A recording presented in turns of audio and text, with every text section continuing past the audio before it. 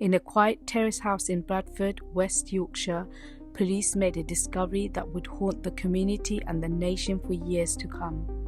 Inside a bedroom, in a cot, under a pile of dumped clothing, they found the mummified remains of a 4-year-old boy. For nearly 2 years, Hamzah had been missing from the world, not because he had been kidnapped, but because he had been forgotten by the very person meant to protect him. This is a story of systematic failure, a mother's unthinkable neglect, and a little boy who simply slipped through the cracks. We need to ask ourselves how this happened, that a child can disappear before his existence.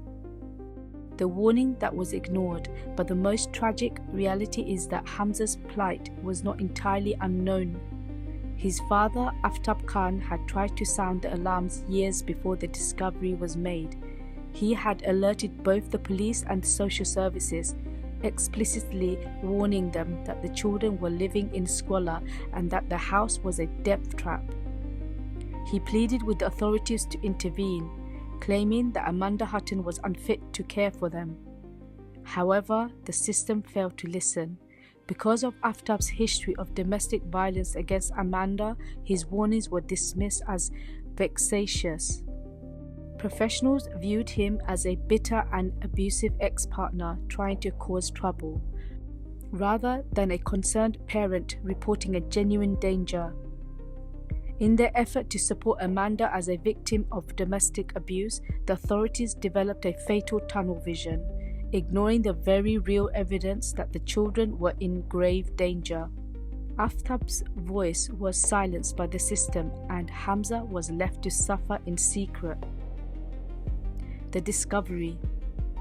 On September 21, 2011, when police entered the home of Amanda Hutton, who was 43 at the time and the primary caregiver, the house was in a state of extreme squalor. However, the most harrowing discovery was found in a cot in the master bedroom. Under layers of clothing and bedding lay Hamzah. Forensic examination would later reveal a heartbreaking truth. Hamzah hadn't died of a sudden illness or an accident. He had died in December 2009, nearly 2 years prior. He was only 4 years old, yet he was found wearing clothes intended for a baby aged 6 to 9 months. Prosecution argued that Hamzah had starved to death. Medical experts testified that he was suffering from severe malnutrition. Despite his condition, no medical help was sought. After his death, Hutton continued to claim child benefit in his name, maintaining a facade that he was still alive. To truly understand the magnitude of this case, we need to look at the mother, Amanda Hutton, born in 1970. She grew up in Bradford. She was seeing Hamzah Khan when she was around 16 or 17 years old. It was a 20-year relationship. Hutton gave birth to 8 of his children. After the relationship finally ended, it was marked by domestic violence. Khan was known to the police for his physical abuse of Hutton, and in 2009 he was convicted of battering her. After the breakdown of her relationship with Khan, Hutton became increasingly isolated. She lived in poverty and her life was a domestic chaos, eventually cutting off all contact with social and medical services. During the trial, the jury heard of Hutton's struggle with alcohol and the chaotic environment inside her home. But the question remained, how could a child disappear from society for 2 years without anyone raising the alarm?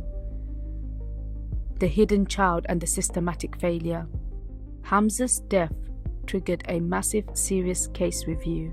It was revealed that there had been multiple points of contact with the family by various agencies over several years. There were numerous missed opportunities, health visitor appointments that were never kept, concern raised by neighbours, and the police visits for domestic incidents. yet Hamzah remained invisible. His name was never on a school register because he died before he was old enough to start. He was a hidden child, a term that became a focal point for reform in UK social services following this case. It wasn't until nearly 4 years after his death that Hamzah's body was finally released to his father, Hamzah Khan, for a proper burial.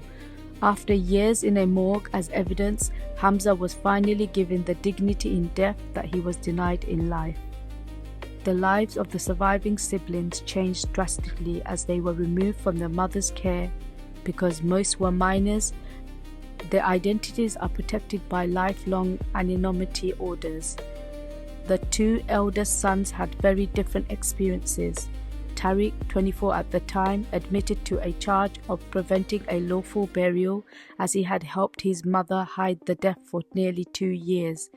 He received a suspended prison sentence. Kaisa, 22, during the trial, acted as a key prosecution witness. He provided harrowing testimony about the conditions, describing how Hamzah was forced to sleep in a urine-soaked buggy and was so hungry he once ate the content of his own nappy. When police entered the House of Horrors, they found 5 children, then aged 5 to 13, living in squalor. They were immediately removed and placed into emergency foster care.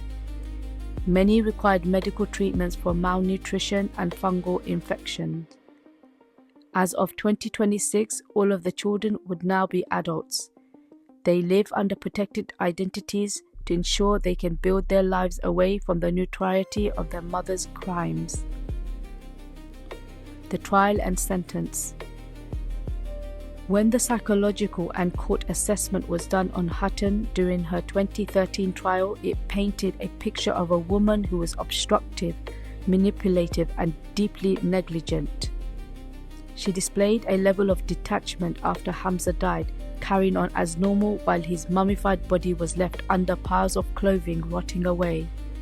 She was a severe alcoholic, at one point reported spending a significant amount of her money on vodka while her children went hungry.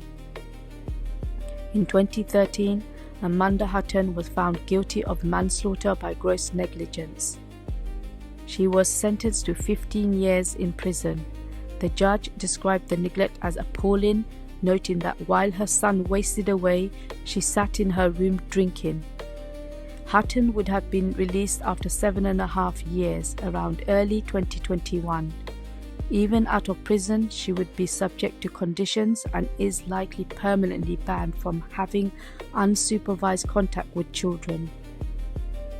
Final reflection. Reflecting on this case, it is impossible not to see the mountain of missed opportunities that could have saved Hamzah and protected his siblings. The details are harrowing. We know the older children witnessed the unthinkable. Why was the alarm never raised? Why did the older siblings remain silent about the condition their brother was living in? But the blame doesn't stop at the front door. The authorities had their own red flags. Why was there no concern when a child missed every single immunization milestone? When Amanda Hutton repeatedly refused entry to officials, why wasn't that treated as the emergency it clearly was? Most importantly, why was a father's direct warning ignored because he was a difficult witness? We may never truly know the depth of the trauma those children endured. My hope is that the survivors receive the lifelong support and care they need to heal and eventually thrive. We have to do better. We must be more vigilant because right now, too many children are losing their lives while the system arrives just a moment too late. We tell these stories not to sensationalize tragedy, but to remember the victims and to ensure that we as a society keep our eyes open. Rest in peace, Hamzah Khan.